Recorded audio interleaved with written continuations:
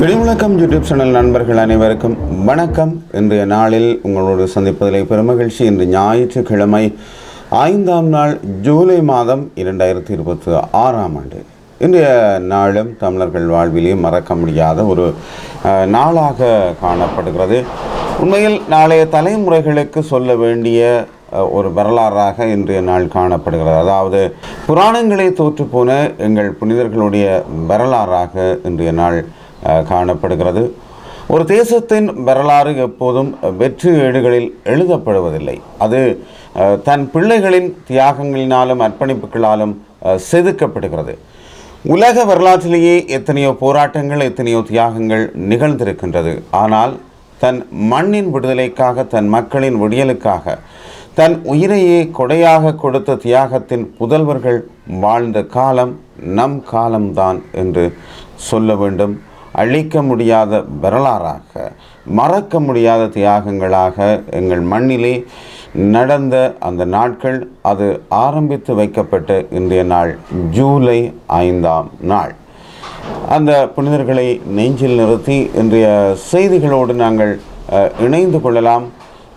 முதலிலே அரசியலில் இருந்து ஓய்வு பெறும் எண்ணம் இல்லை என்று முன்னாள் ஜனாதிபதி மஹிந்த ராஜபக்ச சொல்லியிருக்கின்றார். இதற்கு பலவாறான கருத்துக்கள் சமூக வலைத்தளங்களின் ஊடாக சொல்லப்பட்டு கொண்டிருக்கின்றது.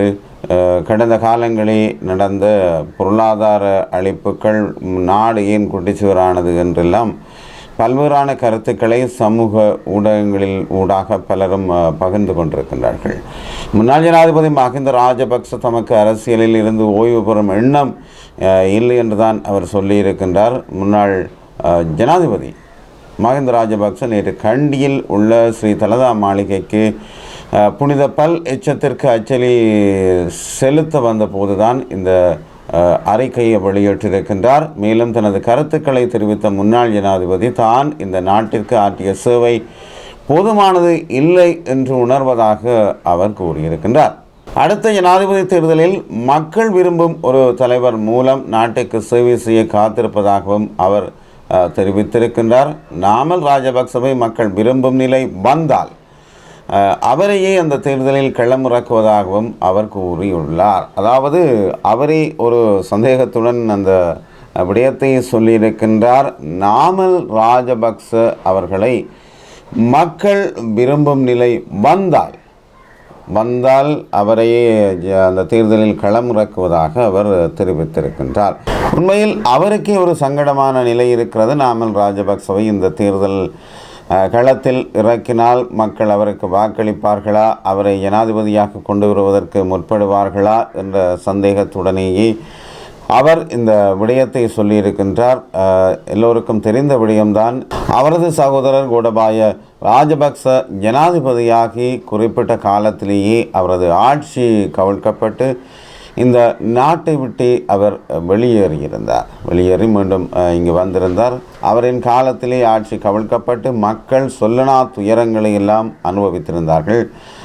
அதாவது பொருட்களை பெற முடியாது, நீண்ட வரிசைகளில் நின்று அதிக விலைகளை கொடுத்து பொருட்களை எல்லாம் பெற வேண்டிய சூழலுக்குள் அந்த மக்கள் தள்ளப்பட்டிருந்தார்கள். அதன் பிற்பாடு அவர்கள் மீது மக்களுக்கு ஒரு பாரிய வெறுப்பும் காணப்பட்டு கொண்டிருக்கிறது. என்றும் அவ்வாறு அந்த வெறுப்பை அவர்கள் சமூக ஊடகங்களூடாக பகிர்ந்து கொண்டிருக்கின்றார்கள். அந்த ஒரு நிலையை அறிந்ததான் மஹிந்த ராஜபக்சவும் இந்த விடயத்தை சொல்லி இருக்கின்றார். மக்கள் விரும்பினால் நாமல் ராஜபக்சவை தான் ஜனாதிபதியாக்க வேணென்று சொல்லியிருக்கின்றார். சரி, பிள்ளையான் சுரேசாலைவுக்கு இடையிலான தொடர்பிலே கருணாவிடம் சிஐடி வாக்கு மூலம் பெற்றதாக ஒரு சிங்கள பத்திரிகை ஒன்றும் செய்து வெளியிட்டிருக்கின்றது. அதாவது உயிர்த்த ஞாயிறு தாக்குதல் தொடர்பான விசாரணைகளின் போது முன்னாள் அமைச்சர் விநாயகமூர்த்தி முரளிதரன், அதாவது கருணா அம்மான் என்று அழைக்கக்கூடிய விநாயகமூர்த்தி முரளிதரன் குற்றப்புலனாய்வு திணைக்களத்தில் வாக்கு மூலம் ஒன்றை வழங்கியுள்ளதாக வார இறுதி சிங்கள பத்திரிகை ஒன்று செய்தி வெளியிட்டிருப்பதாக சொல்லப்படுகின்றது. இந்த விசாரணையின் போது பிள்ளையான் தரப்பினருக்கும் அரச புலனாய்வு சேவையின் முன்னாள் பிரதானி சுரேஷ் சாலைவுக்கும் இடையிலான தொடர்புகள் குறித்தும் தகவல் வெளியாகியுள்ளது என்றும் சொல்லப்படுகிறது. மேலும் கிழக்கு மாகாணத்தில் அவர்கள் இணைந்து மேற்கொண்ட செயற்பாடுகள் குறித்த பல முக்கிய தகவல்கள் வெளியாகி உள்ளதென பத்திரிகை செய்தி வெளியிட்டிருக்கின்றது. பிள்ளையான் தரப்பினருக்கு தங்குமிட வசதிகளை பெற்றுக் கொடுப்பதில் சுரேசாலேவினால் அறிமுகப்படுத்தப்பட்ட நபர்களே உதவிகளை வழங்கியதாக கருணா குறிப்பிட்டிருக்கின்றார். இதற்கான நிதி உதவிகள் மற்றும் வசதிகளும் அவர்களாலேயே மேற்கொள்ளப்பட்டதாகவும் கருணா ஆதாரங்களுடன் வெளிப்படுத்தியுள்ளதாக குற்ற புலனாய்வு திணைக்கள வட்டாரங்கள் இவ்வாறு தெரிவித்ததாக சொல்லப்படுகிறது. கருணா மற்றும் பிள்ளையான் ஆகிய இருவரும் முன்னாள் ஜனாதிபதி மஹிந்த ராஜபக்சவுக்கு ஆதரவு வழங்கி வந்திருக்கின்றார்கள். ஆனால் அவர்கள் இருவருக்கும் இடையில் நீண்ட காலமாக மோதல் போக்கு நிலவி வருவதாக சுட்டிக்காட்டப்பட்டிருக்கின்றது. இந்த நிலையில் பிள்ளையான் தரப்பினரால் புலைநறுவை பெலிகந்தை பகுதியில் நடத்தப்பட்ட சித்திரவதை முகாம் குறித்தும் குற்ற புலனாய்வு திணைக்களம் பலரிடம் வாக்குமூலங்களை பெற்றுள்ளது. மேலும் கொழும்பு நகருக்குள் அவர்களின் செயற்பாடுகளுக்கு உதவிய நபர்கள் குறித்த விரிவான விசாரணைகளும் தற்போது ஆரம்பிக்கப்பட்டுள்ளதாக அந்த வட்டாரங்கள் மேலும் தெரிவித்துள்ளதாக சொல்லப்படுகின்றது. அண்மையிலேயே பிள்ளையான் அவர்கள் நீதிமன்றத்திற்கு கொண்டு சென்று திரும்பி வரும் பொழுது, சிறைக்கு கொண்டு செல்லும் பொழுது அவர் பத்திரிகையாளர்களும் சொல்லியிருக்கின்றார், தன் மீது சுமத்தப்பட்ட குற்றங்கள் அனைத்தும் பொய், அனுரவின் வாய்போல் எல்லாமே பொய் என்று கூறியிருக்கின்றார்.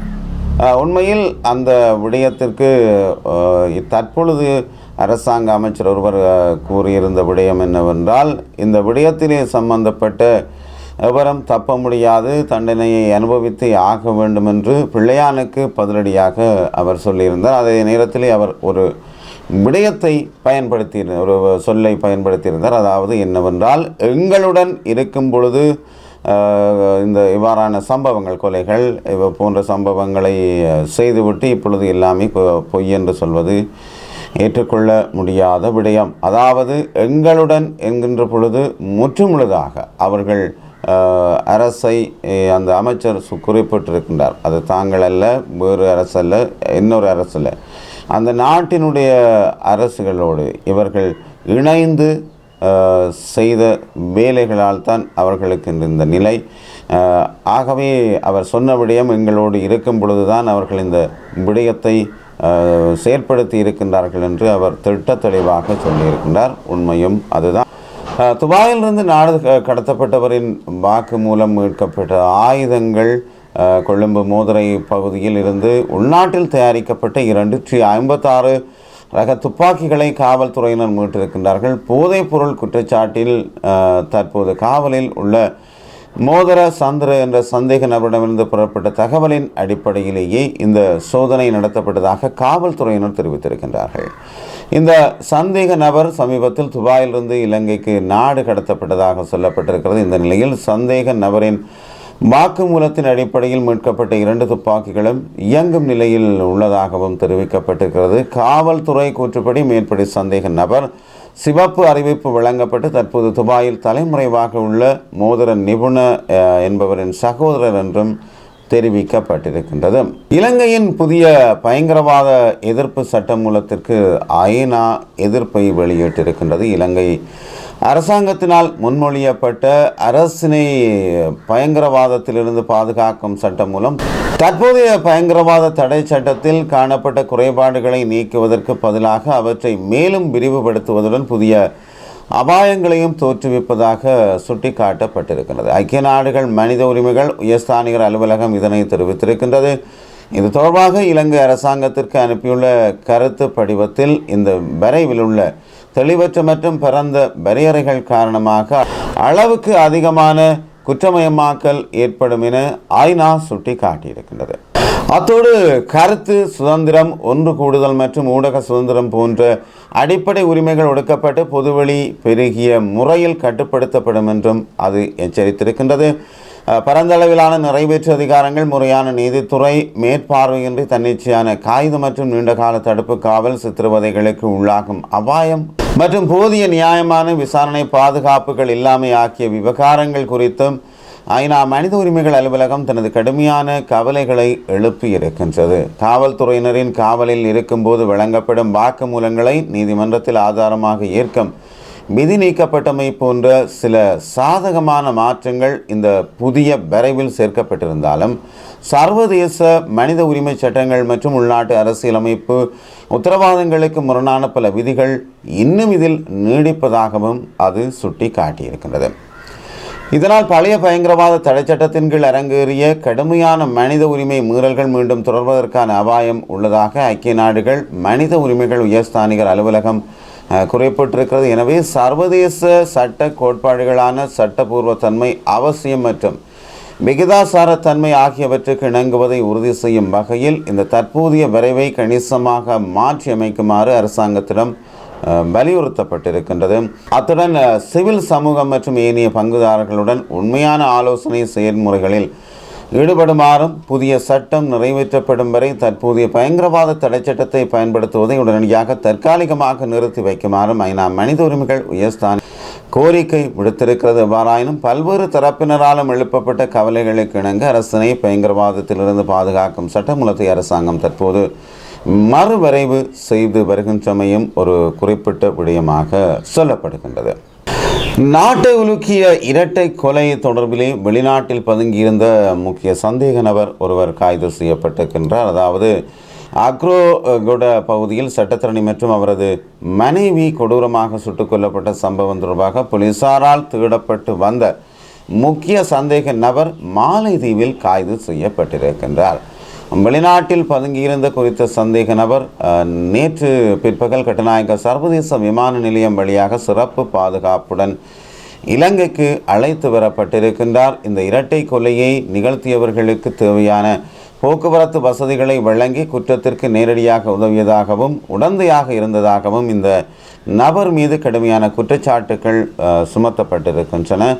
கொலையின் மூல காரணத்தை கண்டறிவதற்கும் மேலதிக விசாரணைகளுக்கும் பொறுப்பான மேற்கு தெற்கு குற்றப்பிரிவு அதிகாரிகளிடம் நாட்டிற்கு அழைத்து வரப்பட்ட சந்தேக நபரை ஒப்படைக்க போலீஸ் நடவடிக்கை எடுத்துள்ளதாக சொல்லப்படுகின்றது. அதாவது கணவனும் மனைவியுமாக சுட்டுக் கொல்லப்பட்டிருக்கின்றார்கள்.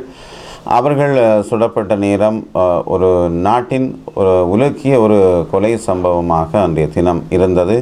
அந்த கொலையுடன் தொடர்புடைய சந்தேக நபரே தற்போது கொண்டு வரப்பட்டிருக்கின்றார்.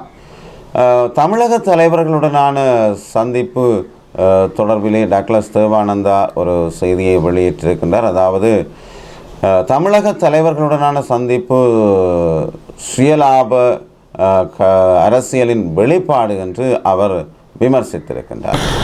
அதாவது தமிழ் மக்கள் பேரவையினர் இந்தியா சென்று அங்கு தமிழக முதலமைச்சர் விஜய் அவர்களை சந்தித்து பின்னர் தொல் திருமாவளவன் அவர்கள் மற்றும் எதிர்க்கட்சி தலைவரையும் சந்தித்திருக்கின்றார்கள். சந்தித்து பேச்சுவார்த்தைகளிலே ஈடுபட்டு கொண்டிருக்கிறார்கள்.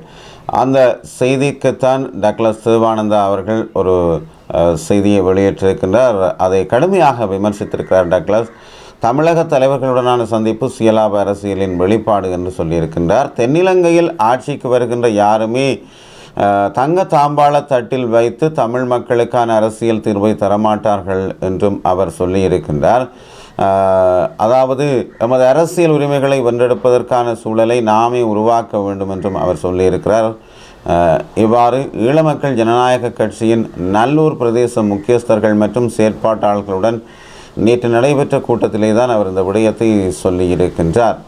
மாகாணங்களை அடிப்படையாக கொண்ட அதிகார பகிர்வை வலுப்படுத்தி முழுமையாக நடைமுறைப்படுத்த வேண்டும். அதற்கே இந்தியாவின் அனுசரணையும் இருக்கும் என்றும் அவர் சொல்லியிருக்கிறார். ஆனால் தற்போது சிலர் தமிழக தலைவர்களை சந்தித்து சர்வதேச விசாரணை சமஷ்டி என்று சுயலாப அரசியலை முன்னெடுக்கின்றனர். அவை எமது மக்களுக்கு எந்த நன்மைகளையும் பெற்றுத்தராது என்றும் அவர் சொல்லியிருக்கின்றார். மாகாண சபையிலிருந்து ஆரம்பித்து மத்தியில் கூட்டாட்சி, மாநிலத்தில் சுயாட்சி என்ற இலக்கினை நோக்கி பயணிப்பது எமது இலக்கு என்பதையும் தொடர்ச்சியாக அவர் வலியுறுத்தி வருவதாகவும் சொல்லியிருக்கிறார். தாம் வலியுறுத்தி வருவதாகவும் அவர் சொல்லியிருக்கின்றார். இதனை அனைத்து தமிழ் தரப்பினரும் தற்போது வலியுறுத்தி வருவதாக அவர் சொல்லியிருக்கின்றார். இவ்வாறான உண்மைகளும் எமது அரசியல் வேலை திட்டங்களும் சரியான முறையில் மக்கள் மத்தியில் எடுத்து செல்லப்படாமையும் எமது அரசியல் பின்னடைவுகளுக்கு காரணம் என்றும் அவர் தமது விடயங்களை குறிப்பிட்டிருக்கின்றார். அதாவது டக்ளஸ் தேவானந்தா தான் இந்த விடயத்தை தெரிவித்திருக்கின்றார். தமிழ் மக்கள் பேரவையினர் இந்தியா சென்று தமிழக முதலமைச்சர் மற்றும் ஏனையோர்களை சந்தித்து அவர்கள் பேச்சுவார்த்தை நடத்தி வருகிறார்கள். அந்த விடயத்தை முன்னிறுத்தியே அவர் இவ்வாறு விமர்சித்திருக்கின்றார். இலங்கையில் கட்டாயமாகிறது டின் இலக்கம் என்று சொல்லப்படுகின்றது. இலங்கையில் எதிர்காலத்தில் வரி செலுத்துவோர் அடையாள எண் கட்டாயமாக மாறும் என்று வரி மற்றும் முகாமைத்துவ ஆலோசகர் SGS சுவாமிநாதன் சர்மா இவ்வாறு தெரிவித்திருக்கின்றார்.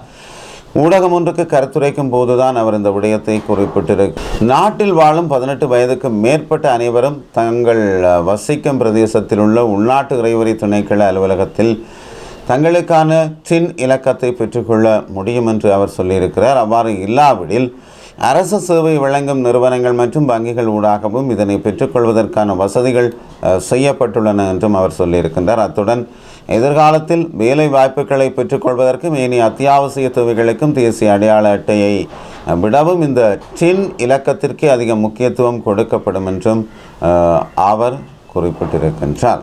எனவே அதை நாங்கள் கவனத்தில் கொள்ள வேண்டும். பொறுப்பேற்று இருந்து விடாது நாங்கள் டின் இலக்கத்தை பெறுவதிலே மிகவும் அவசியமாக செயற்பட்டு அதை பெற்றுக்கொள்ள வேண்டும். ஏனென்றால் அது 18 வயதுக்கு மேற்பட்ட எல்லோருக்குமே ஒரு முக்கியமான ஒன்றாக காணப்படுகின்றது. அதாவது பொதுமக்களுக்கும் ஒரு பொறுப்பு இருப்பதாக ஜனாதிபதியின் செயலாளரின் ஒரு செய்தி இருக்கிறது. நாட்டிலே அதிகளவான டெங்கு தொற்றாளர்கள் காணப்பட்டு கொண்டிருக்கிறார்கள். மரணங்கள் சம்பவித்து கொண்டிருக்கின்றது. எனவே நாட்டில் நிலவும் டெங்கு தொற்று அபாயத்தை கட்டுப்படுத்துவதற்காக வெளியிடப்பட்ட சுற்றறிக்கையை நடைமுறைப்படுத்துவதன் முன்னேற்றத்தை ஆராயும் கலந்துரையாடல் ஒன்று ஜனாதிபதியின் செயலாளர் கலாநிதி நந்திக சனத் குமார் நாயக்க தலைமையில் நேற்று முன்தினம் பிற்பகல் ஜனாதிபதி அலுவலகத்திலே இடம்பெற்றிருக்கின்றது. டெங்கு ஒழிப்பு திட்டம் தொடர்பாக 2026 ஜூன் 23 அன்று வெளியிட சுற்றறிக்கைக்கு அமைய அனைத்து அரசு நிறுவனங்களும் முன்னெடுத்த திட்டங்களின் முன்னேற்றம் மற்றும் தற்போதைய டெங்கு நிலைமைகளை கட்டுப்படுத்த இதுவரை எடுக்கப்பட்டுள்ள நடவடிக்கைகள் அதேபோன்று எதிர்கால திட்டங்கள் குறித்து இதன்போது ஆராயப்பட்டதாக சொல்லப்படுகிறது.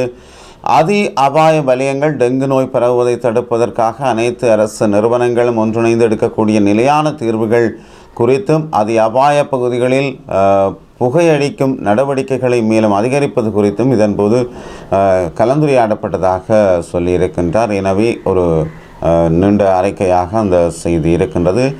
பொதுமக்கள் விழிப்புடன் இருந்து இதற்கு எதிராக, அதாவது டெங்குக்கு எதிராக நாங்கள் செயற்பட்டு எங்கள் சுற்றாடல்களை பாதுகாப்போம் ஆக. நல்லது அன்பு சொந்தங்களை, இதுவரை இடைமுழக்கத்தின் செய்திகளோடு இணைந்திருந்தீர்கள். மீண்டும் சந்திக்கும் வரை விடைபெறுகிறேன். அன்புடன் சக்திவேல். தொடர்ந்தும் ஆதரவை வழங்குங்கள். இந்த செய்தியை பகிர்ந்து உதவுங்கள். நன்றி.